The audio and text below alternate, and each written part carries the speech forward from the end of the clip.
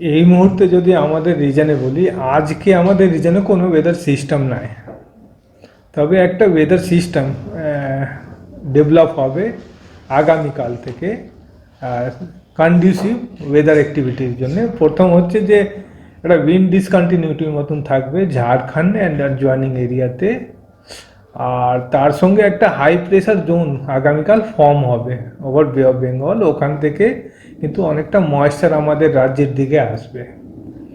ফলে 30 তারিখ থেকে 2 তারিখে চান্সেস রয়েছে নর্থ বেঙ্গল সাউথ বেঙ্গলে কিন্তু বৃষ্টি হবে। খুব স্পেসিফিক যদি বলি, 30 তারিখ আগামীকাল যে বৃষ্টিগুলো হবে east Bardhaman, Nadia, north south 24 Pargana, কিন্তু সেকেন্ড হাফ থেকে, প্রথম হাফে খুব একটা চান্সেস নাই। এই প্রবাবিলিটিটা কিন্তু বাড়বে। 31 তারিখে লাইট টু মডারেট রেন আমরা এক্সপেক্ট করছি নর্থ 24 পরগনা, সাউথ 24 পরগনা, নদিয়া, মুর্শিদাবাদ, বীরভূম ডিস্ট্রিক্টে, আর অন্য জেলাগুলোতে ইনক্লুডিং কলকাতা হালকা ধরনের বৃষ্টি হবে।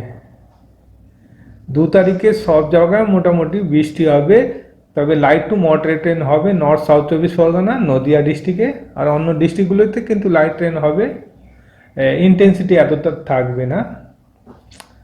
নর্থ বেঙ্গলে যদি বলি, আজকে বিশেষ করে আগামীকাল বিশেষ করে দার্জিলিং কালিম্পংয়ে বৃষ্টির চান্সেস রয়েছে। 31 তারিখ, 1 তারিখ, 2 তারিখে উপরে মোটামুটি সব জেলায় কিন্তু লাইট রেনের চান্সেস রয়েছে।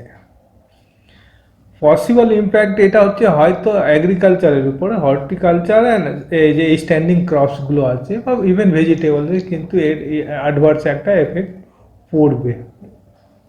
কলকাতা আজকে পরিষ্কার আকাশ, আগামীকাল চান্সেস যদি বৃষ্টি হয় সেটাও 25% প্রবাবিলিটি যদি বলি সেকেন্ড হাফে, ইভিনিং নাইটের দিকে।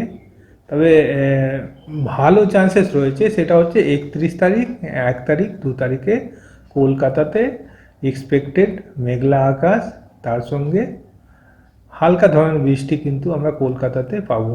31 তারিখ, 1 তারিখ, 2 তারিখ, 3 দিনের মধ্যে 2 দিন এক্সপেক্টেড যে বৃষ্টি আমরা কলকাতাতে পাবো।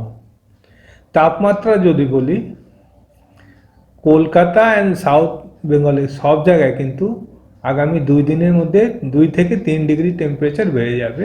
কলকাতাও আমরা এক্সপেক্ট করছি যে কাল বিশেষ করে পরশু 31 তারিখ, 1 তারিখে 16 থেকে 17 মিনিমাম টেম্পারেচার থাকবে।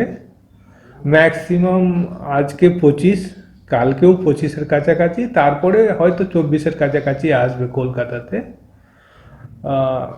বড় কোনো বৃষ্টি নাই, আলাদা করে সতর্কবার্তা নাই।